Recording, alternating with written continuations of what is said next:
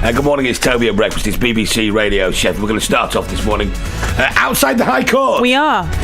Tree campaigners are back in court today in Sheffield, accused by Sheffield City Council of breaking the High Court injunction and taking unlawful direct action to prevent the felling of roadside trees. Our political reporter Kevin Larkin is outside the court for us. Morning, Kevin. Good morning, Toby. Tell us what... Sorry, mate, I'm all messing around here. Tell us what's going on today. Yeah, we've got a few more signs of life from when I spoke to you an hour ago. We've got a few of the staff here. The court has opened up.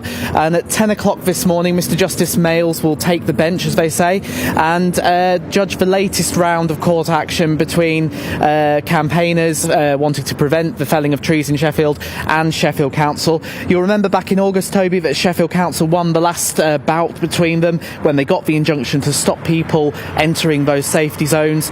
This morning, we'll find out whether they can enforce that. Thank you very much indeed, Kevin Larkin. We asked to speak to Sheffield City Council this morning. They told us no. In the studio, we have one of the defendants who will be shortly making her way to court. It's the Green Councillor, Alison Teal. Alison, good morning. Good morning, Toby. Well, here we go. A Green Councillor, I'm guessing you spent quite a bit of your life protesting and campaigning. Yes, of course, yes. Finally find yourself in the High Court.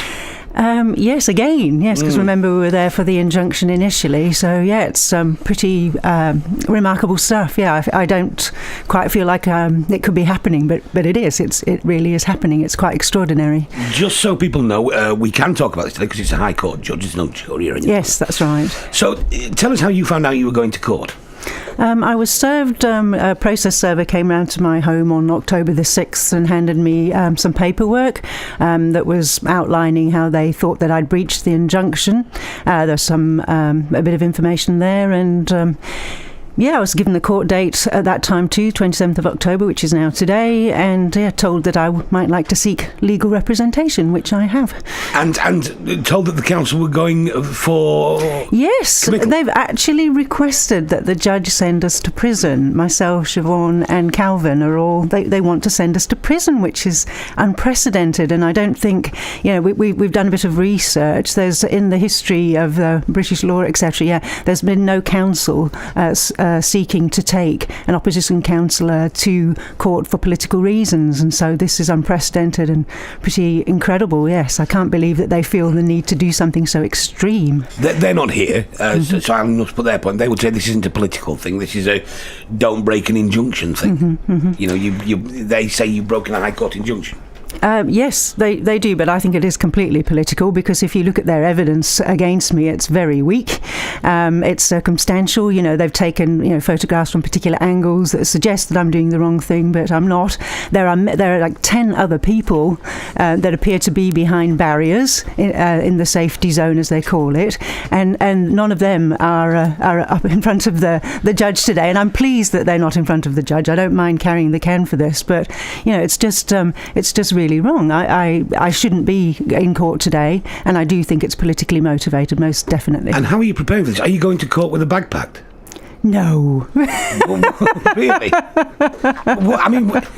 I'm guessing it's just for most people, for 95% of the population, the very thought of going to prison has just never even entered our heads. No, and that's why, as I said, I sort of can't quite accept that this is reality, so that's why I just reacted the way I did, because it's so extraordinary, it couldn't possibly be the case. And so, they've asked to send me to prison, but it's just too extraordinary, and as I say, their evidence is very weak. I don't anticipate that a judge is going to find me guilty of anything. I really don't think that.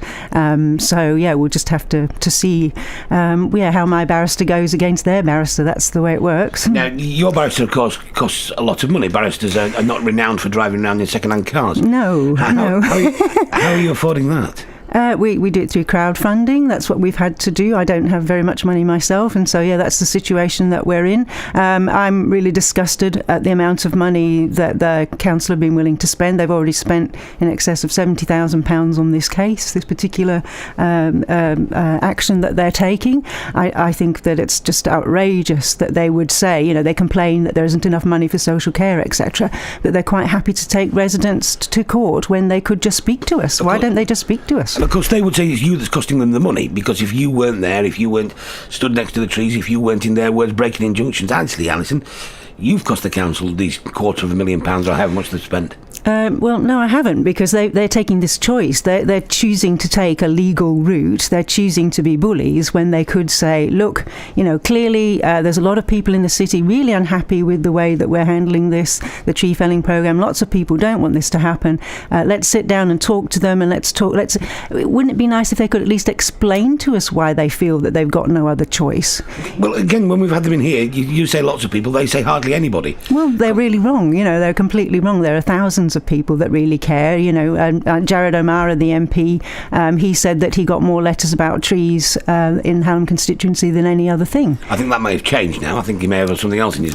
Well, yes, but he was one Labour politician that broke ranks and dared to speak out and say, what his experience was. And so Paul Blomfield consistently says that, oh no, he doesn't hear very much. But we know it's not true, because I know hundreds and hundreds of people who write to him quite regularly, and so they're being quite deceptive, I believe.